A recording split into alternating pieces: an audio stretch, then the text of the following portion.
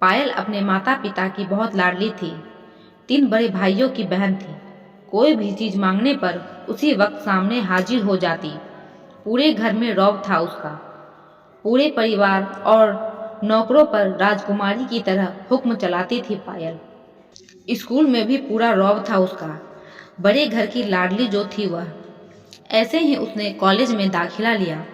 उसके ठाठ बाट बड़ी गाड़ी में आना जाना, हर दिन नया फैशन देखकर हर कोई उससे दोस्ती करना चाहता था। थोड़े ही दिनों में उसके बहुत से दोस्त बन गए।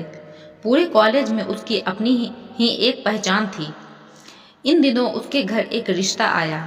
खानदानी लोग थे और पापा की पुरानी जान पहचान थी उनके साथ। पायल के साथ कोई जबरदस्ती नहीं थी, पर पायल ने फिर भी हाँ कर दी, क्योंकि वह अपने परिवार से बहुत प्यार करती थी। वह जानती थी कि वह लोग उसका अच्छा ही सोचेंगे। लड़के का नाम राजीव था। राजीव काफी पढ़ा लिखा और समझदार लड़का था। ससुराल वाले बहुत अच्छे थे। ससुराल में पायल की जगह वैसी ही थी जैसी कि मायके में। कोई भी काम पायल की सलाह के बिना नहीं होता था। सबकी लाडली बहू बन गई थी वह। फिर उसके घर एक बेटे का जन्म हुआ। करण पायल को जान से प्यारा था। पोता पाकर ससुराल वाले तो फूले नहीं समाते थे। पायल कभी कभी सोचती थी कि उसकी किस्मत कितनी अच्छी है। उसका हर अपना उसे कितना प्यार करता है। चाहे जीवन में कैसा भी समय आए, मेरे अपने में हमेशा मेरे साथ है। मैं कभी अकेली नहीं हो सकती। कितनी खुशकिस्मत हूँ मैं। पर शायद पायल की खुशियों को उसकी अपनी ही नजर लग गई थी। एक दिन वह मायके जाने की जिद कर बैठी। राजीव को बहुत काम था, लेकिन वह फिर भी उसे ले गया। रास्ते में उनकी गाड़ी दूसरी गाड़ी से टकरा गई।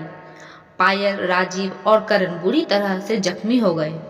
काफी दिनों के इलाज के बाद राजीव और करण तो ठीक हो गए, लेकिन पायल पूरी तरह से ठीक ना हो सकी। सर पर चोट लगने के कारण वह अपनी आंखों की रोशनी खो बैठी। अब पायल की किस्मत उल्टे पांव चलने लगी। मायके वाले कुछ दिनों तक उससे मिलने आते रहे, फिर कभी कभार फोन ही करके पूछ लेते कि अब कैसी हो। धीरे धीरे ये सिलसिला भी कम हो गया। ससुराल वालों की सहानुभूति भी कम होने लगी। घर में किसी को पास बैठने के लिए कहती तो जवाब मिलता, बहुत काम है, अब तुम भी हाथ नहीं बटा सकती। राजीव भी चिड़चिड़ा हो गया था। बस करण ही था उसके साथ, जिसके साथ हंसते खेलते उसका वक्त गुजरता। एक दिन पायल के हाथ से कुछ सामान गिर गया, जिसकी वजह से करण को हल्की सी चोट लग गई। पायल के सास ससुर ने करण को उससे अलग कर दिया कि कहीं उसके न देखने की वजह से बच्चे को कोई नुकसान न हो जाए। पायल अंदर से टूट चुकी थी। एक दिन उसने सबके सामने मायके जाने की इच्छा रखी तो राजीव तुरंत उसे मायके छोड़ आया, जैसे कि वह भी यही चाहता था। लेकिन करण को उसके साथ नहीं भेजा गया। पायल कभी करण से दूर नहीं रही थी, पर अपनी कमी के कारण उसे ने ज्यादा बहस नहीं की।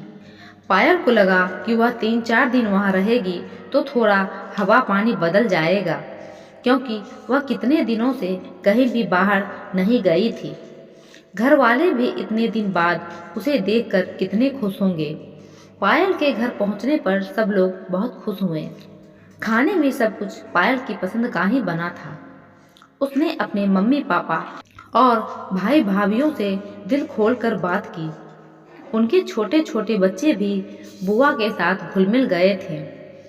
रात को सोने के वक्त जब वह कपड़े बदलने लगी तो उसे पता चला कि उसका बैग तो बहुत भरा हुआ था। वह सब समझ गई। वह बहुत उदास हो गई।